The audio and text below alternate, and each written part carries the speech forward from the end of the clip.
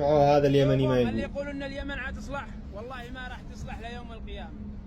شعب هذه مخلوقته خيبه، طبيعته خيبه، شعب ما يحبش الخير. والله تعالى قال لا يغيروا ما بقوم حتى يغيروا ما بانفسهم. شعب يحب فعلا كلامه صحيح. شعب عاطفي، اي واحد يجيب له كلمه يلحقوا بعده مثل القطيع. ما راح تصلح اليمن. ارتاحوا بزمان سنتين مدري كم، قالوا ربنا باعد بيننا وبين اسفارنا. ظلما اصحاب الاخدود منو حرقهم؟ حرقهم اليمنيين. قال لك تحت الملك هذاك مدري ايش اسمه تبع مدري مو، قاموا حرقوهم. ناس مجرمين طبيعتهم خيبه، اقسم بالله ما هي بلاد.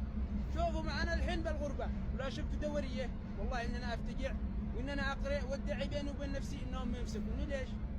لان بلادي خيبه، اصبحت اخاف لا تروح بلادي.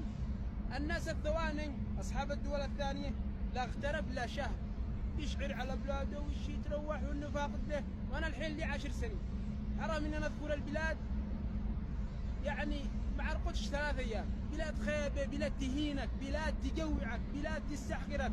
يا رجال لا دخلت لا محكمه، اقسم بالله العظيم انهم يشوفوك بنك يقرشوك قرش.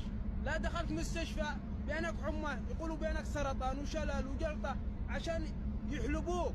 لا تروحك من سفر النقاط هذا 1000 وهذا 200 وهذا يخلصوك خلص، يعني يشوفوك عدوا مبين، ما يشوفوكش تعيش.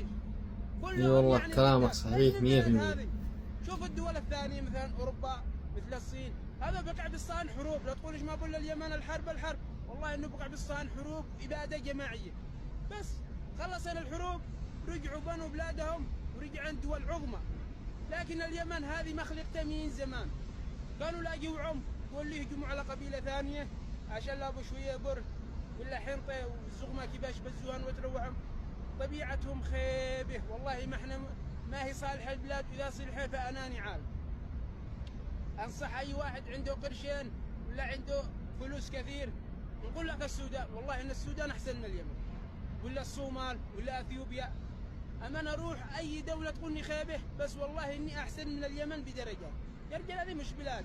انا عمري الان 30 سنه، تتخيلوا اننا مين نقولك وانا اقول عاد تصلح البلاد. كل ما اقول عاد تصلح خربه خربه خربه خربه خربه، يعني هذه مش بلاد، اقسم بالله ما هي بلاد. حسبي الله ونعم الوكيل.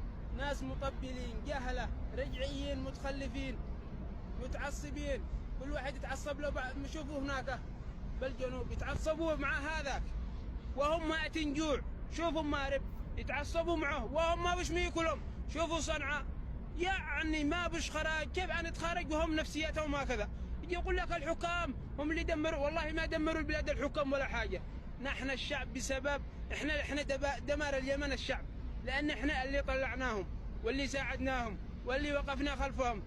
شعب حسبي الله ونعم الوكيل. وإن شاء الله نجي واحد مخمخ ويقرع الشعب اليمني 3 قنابل نووي ولا يحر اليمن بشيول. أما أنا لابو 3000 شيول. فعلا والله كلامه واقعي، كلامه من الواقع والله العظيم.